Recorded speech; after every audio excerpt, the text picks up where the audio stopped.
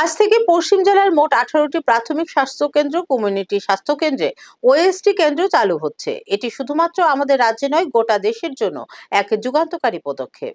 National AIDS control অর্গানাইজেশনের কোনো আর্থিক সহায়তা ছাড়াই রাজ্য সরকার এই উদ্যোগ গ্রহণ করেছে।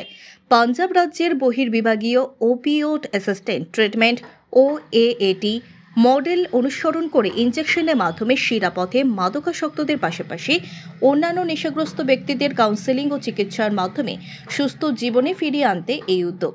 ত্রিপুরা রাজ্যে এইচআইভি এইডস বিষয়ে সরকারিভাবে কাজ শুরু হয়েছে 90-এর দশকের শেষ থেকে এবং 2011 সাল থেকে ইনজেকশনের মাধ্যমে মাদক গ্রহণকারীদের স্বাস্থ্যসেবা প্রদান করা হচ্ছে। বর্তমানে রাজ্যে নথিভুক্ত 10,500 জন ব্যক্তি ইনজেকশনের মাধ্যমে মাদক গ্রহণ করেন।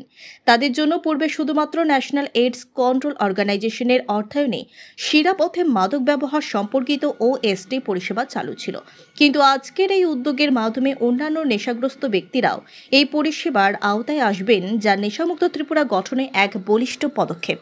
আপনারা জানেন, আমাদের এই রাজ্য তথা পশ্চিম ত্রিপুরা জেলা আমাদের নেশা মুক্তির জন্য বিভিন্ন প্রয়াস সেখানে আমাদের রাজ্য সরকার এবং আমাদের জেলা প্রশাসন সেখানে করেছে। বিভিন্ন ব্যবস্থা সেখানে নেওয়া হয়েছে। আজকেও একটা ঐতিহাসিক দিন। সেখানে আগে আমাদের এই পশ্চিম ত্রিপুরা জেলার মধ্যে শুধু মাত্র 5টা আমাদের যে প্রাইমারি হেলথ সেন্টার আছে তাদের মধ্যে আমাদের যে